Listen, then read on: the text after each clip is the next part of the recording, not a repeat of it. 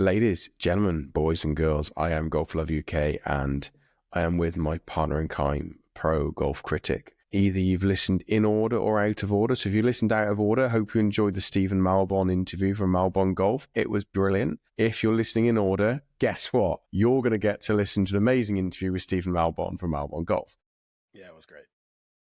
The answer he gave on design process and how he goes through all that, brilliant. It's the secret sauce.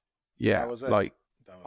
It was a great interview, but that for me was just incredible. That was great. And then also talking about the sort of changing landscape of professional golf, how, the tours have all these rules and the differences between the PGA Tour and the LPGA Tour and some of the majors like that. There's a lot of inside information that you won't get anywhere else unless you've dealt with somebody that's directly in the middle of the process. So yeah, thank you. Shout out for Stephen to come by and he's got a lot of great takes on golf and very few people that I've met love golf the way he does. Yeah, it was brilliant. Behind the curtain, little glimpse is 20 past 10 here in the UK. We've just finished with Stephen. Jay's got a boatload of editing to do. I am up at 3 o'clock in the morning to go to Belfast to go play Castle Rock and Port Rush. So we are just going to bring you a very quick review of the DP World Tour, PGA Tour and International Series with a little bit of major qualification. This is going to be a shorter podcast, but we've got this podcast and the Malbon interview. Jay, let's start off. The only place we can start this show, Billy Ho flicking a right-handed club round and hitting it left-hand. And I know you don't like him. Other players can do it. Whether other players can do it or not, it was still impressive, wasn't it? Flicking the right-handed club round, hitting it left-handed, striking it sweet, 90-plus yards into the heart of the green for an up and down. I loved it. It's moments like that make me love golf even more. Just like utter skill on display. That's fair. No, I think it goes to show you the challenge that some of these golf courses on the PGA Tour have that other courses don't. So, like when you do have courses that are a little bit more tree-lined or allow you places where you have to play recovery shots like, in Augusta National or places like that, where you've got to get creative. So I will give him credit. It was a great shot, playing it left-handed with the club turned over. It's not the first time I've seen it. So we got to be honest. Like I've seen Ricky Fowler do it. I've seen Vijay Singh do it. I've seen a lot of pros that have been on tour for a while do it because they practice left-handed shots. Like you have to prepare for any situation out there. They played a lot of golf. They've had to play shots left-handed. Shout out to him for a great shot. Except the Valspar Championship on the PGA Tour, I think it's one of those tournaments. A lot of these tournaments have been lessened over the course of time. This has always been a really, really tough test. It's a really difficult course. It's not like super long, but it's very, very difficult. It's kind of like almost a major level test. And a shout out to Viktor Hovland for getting the win. His last 5 events before this, we definitely saw this win coming. He had 4 missed cuts and like a 22nd place finish in his last 5. So not exactly great. Also shout out to Justin Thomas. Justin Thomas barely made the cut, scraped through the cut, then shot 6 under or 5 under day 3 and 5 under day 4 to finish tied second. Like Justin Thomas is one of those golfers too. Yeah, like he's feeling the pressure. He's definitely feeling it. Yeah, but what he is, he's one of those golfers that when it's clicking, he is a top 5-10 golfer in the world when it's clicking. It's just that he's been so far out of that for such a long time. Golf is better when its best names and biggest names are playing well. So Justin Thomas playing well is good. Viktor Hovland winning is good. Players like Billy Ho being entertaining and doing that, that's good for golf. I thought it was a great event. And the Valspar, for me, is an event that it's a great course. Copperhead. It's a great course. And for Florida, like it's one of Florida's best courses for sure, because it doesn't look like you're actually in Florida. It's a course that I definitely would like to play. So that's the PGA Tour done. You happy we done that? Yeah, that's right. That's funny. I just think, it's shout out to Viktor Hovland. I know he's kind of had a lot of struggles the last little bit. I don't think that he's through it at all. I think that it was really good for him to know that he could win on the PGA Tour with the C game. Like it was very clear in the post round, like he's still not happy with his game. Like he thinks that his swing's not great. He thinks he got lucky with sort of missing in the right spots, but it's like pro golf, that's what it is. You don't have to be perfect. And I think he's a perfectionist, and it's a very, very slippery slope when you're trying to be perfect when you don't have to be. So hopefully he could take something from this and learn going into major season. Yeah. And there are a few players that made the cut, missed the cut that you'd hope to see finish a little higher. It's not a call out day of who didn't get there, who didn't do whatever. Kind of is what it is. There are... We're starting to see signs of life for Xander Schauffele, though. Xander Schauffele's, we're starting to see, it's still inconsistent, not quite where he was the same time last year. That was a big injury to come back from, especially with all the pressure on top of you. There was one player I was looking to see. Yeah, it is interesting that he aggravated that injury playing TGL, though, and he's actually playing in the TGL finals tonight. So again, I think the two of us have been in on TGL for the most part. It has its problems. I just think that this is one of those things, like these guys, their schedules get a little bit out of whack. This is one of the things that could potentially happen, aggravate injuries that you've been kind of fighting off. And yeah, he's in the recovery process. Hopefully New York Golf Club can get the win this week. And because that'll make it a little bit worth it for him, considering you did get a pretty hefty prize for winning the championship. It's $9 million to the team. It's not about money. I keep being told it's not about money. Money doesn't matter. Honestly, no, I've been told by legacy media and by the corrupt golf media that actually we're not allowed to talk about prize money anymore because prize money doesn't count. Is that not right? It's so silly. Yeah. No, but I get told that. Don't get me started. Don't get me started on the media. I'm telling you. Right. Okay. You want this to be a short podcast? Don't get me started. I've got to go to bed. It wasn't the player I wanted to focus on. It was the score. Again, golf's better when it's not 19 under. Golf's better when it's not 19 under. 11 under for 4 days. Great. Yeah. Variety. We need variety. We need courses on the PGA Tour. I don't care if we ever play harder. I don't care if we never have a 19 under again. If it's one player has an absolute blinder and they shoot a 58 or a 59 or a 60, and then they have a couple other good days, they're 19 under, and everyone else is 12. Fine, but I don't ever need another tournament ever again in my entire life where 1 through 10 are all better than 14 under. Don't need it. I don't care if I ever see it ever again. Right, DP World Tour, Rich Mansell, first win after 104 events. Great to see. Reduced down to 54 holes, still gets full ranking points. They're wearing shorts, still gets full ranking points. Apparently that's allowed now. But no, congratulations to Rich Mansell. One of my favourite bits of media is when they're struggling for content. And like we've all done it. Like I've put some stuff out that's just bang average. Most of my stuff's bang average. Just to get something out there. And did you see the interview the DP World Tour did with, I forget his name and apologies, the bold, like me, older gentleman, not like me, and the groundsman, they said, and they made, basically, he had to stretch out, it's rained a fuckload for 3 minutes as an answer to an interview question. The DP World Tour, why is this being cut to 54 holes with photos of like 2-inch high deep water on the green? And a guy comes on and he stretched out for 3 minutes, 12 seconds. It's rained. 9 inches. They got 9 inches of rain in like a 24-hour period or something crazy like that. And like the players were. I think it was 4 inches of rain in 24 hours. Yeah. Yeah. And like 9 over 2 days or something like, yeah. But it was like night. Basically, it started raining the day Sentosa finished.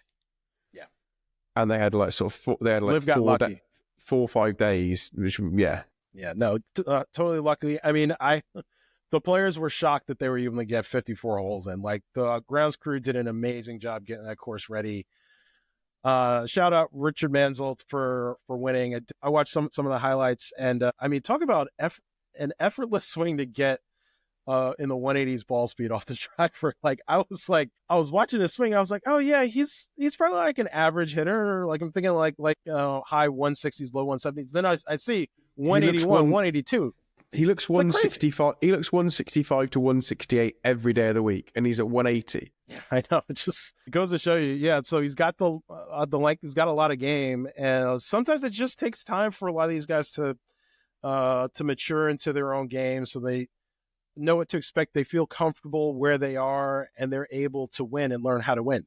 It doesn't necessarily mean that the floodgates are going to open like they say. Sometimes, you peak and you win one event. The big question is, can he replicate it? Can he do it more than once, twice? Because this was a very unique event, in Singapore. Can he win in other parts of the world on different types of grasses? That's always kind of a huge question. And, I also heard boots on the ground, like, we have to stop, the corrupt golf media has to stop being negative about LIV attendance figures, because I heard from people on the ground that LIV Singapore was miles better attended than this European Tour event, than the Porsche Singapore Open. Like, it wasn't even, we're talking 20, 50 times more people at LIV Singapore than at the European Tour event. So we need to have some perspective about this. The goal of LIV is to maximize the amount of people that come out at a particular event, because they have a lot of stars. They have a lot of other things going on with the fan village and all that. And I think that a lot of the other tours can learn from that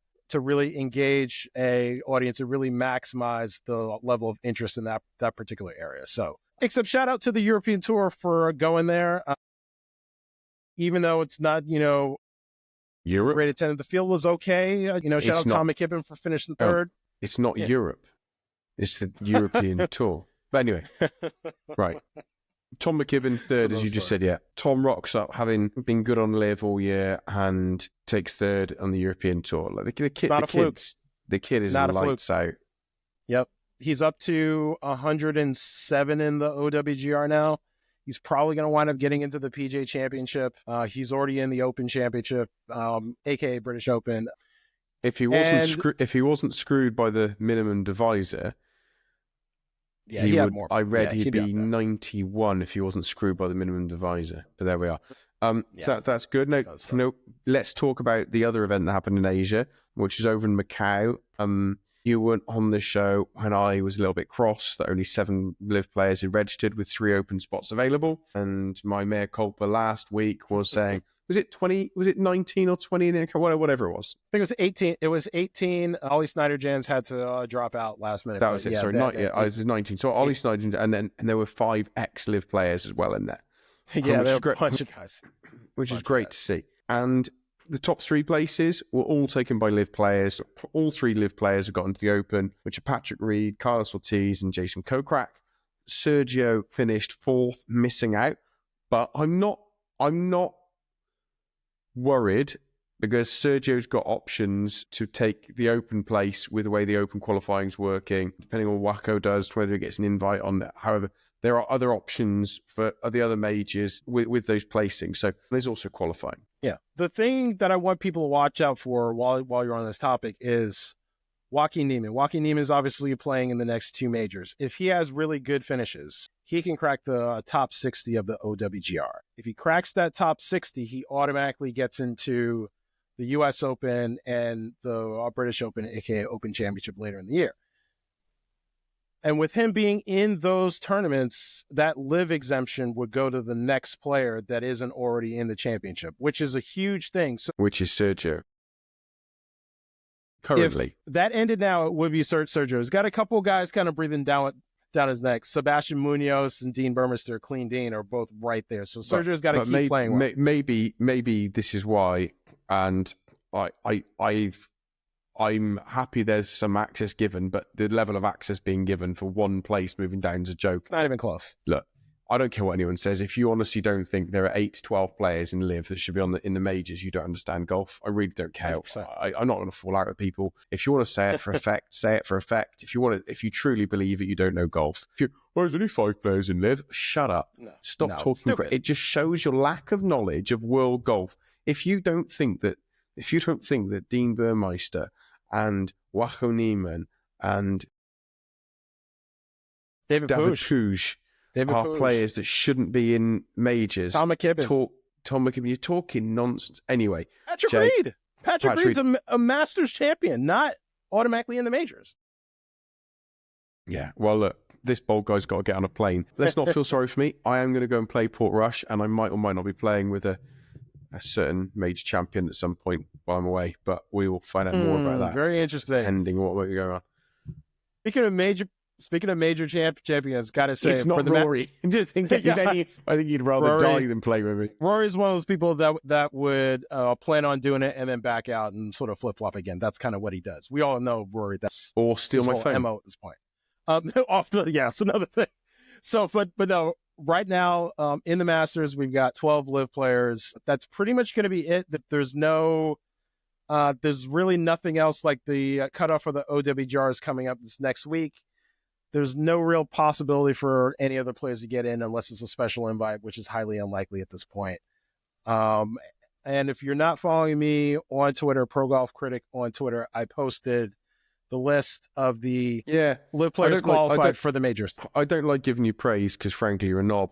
But you have got a very, very good LIV major tracker going of which players from LIV are going to be in the majors. So it's definitely worth following you for that. And on that note, everybody should be following me, Golf Love UK, on Twitter and Instagram. Same for Pro Golf Critic. And just get our sponsor read in very quickly before you press skip 30 seconds. If you're not using ShotScope for your scoping, GPS, and range finding needs, you should be. Go to shotscope.com and use code GolfLover, all one word, at checkout. That is shotscope.com, GolfLover, all one word, at checkout. Got it in there, Jay, didn't I? Perfect. We've got a couple other potential sponsors coming on board as the season goes on. Shout out to For Wellness. I was going to say, no, we gotta look. Make people guess. This is the others I've already mentioned. You know, as far as clothing goes, you know, these are all things that are very tied into the LIV universe. But these are all brands that I'm a huge believer in. Like, that was one of the really important things about this podcast. Like, if we were going to bring on partners and sponsors, including ShotScope, they really needed to be things that we believed in and believed in the products, and those are the only things. Like, we're not gonna have alcohol sponsors or anything like that. It was I told someone the other day, and I was approached by, as people know, I used to use Sub 70. Really believed in the gear, loved it. Ping, I love. I think it's better. I think it's the best gear in the world. I can't fault it. I was approached in between those two deals by a different manufacturer, and I didn't like their gear, and I can't promote something I wouldn't use. I just can't do it. I cannot do it. Same, it's tough. I did a review for a golf ball, and I said they sent me some golf balls. I said, look, I can do a review for you, but I've done it, and I think the ball's shit. I wouldn't use it. Do you want me to put a video out there saying I don't like it? And they said, well, what can you do that's positive? I said, I can do you a review saying I like the color and that I like the design, I like the packaging. I can do a review saying it's nice to putt with, but I can't do a review saying I like hitting it with a drive or an iron, because I don't. Yep. And so I actually ended up doing a review saying, and they didn't pay me for it, they just sent me some balls and I was just trying to help them out. And they did a review saying, look, it's great fun on the green outside, it's great fun to putt with. Like, I just don't understand how it's so bad with a driver. Yeah. No. Yeah. Anyway, it's one of those things. I gotta go. It's a blessing and a curse. It's a blessing and a curse. You know, when we have brands that we want to partner with, it's always going to be ones that we like and support. It limits it a little bit. However, you can always trust from us. We're going to recommend stuff that works and is good. So I'll end it at that.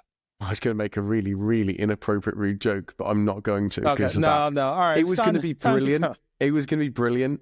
It was going to do something to do with like the company Trojan, but I'm going to go now. Goodbye. That's like, well, all right. That's time. That's our cue. All right. Good night, everyone. And I will see you guys in Miami for the next LIV event at Trump Doral. I'll send you videos from Port Rush. Goodbye.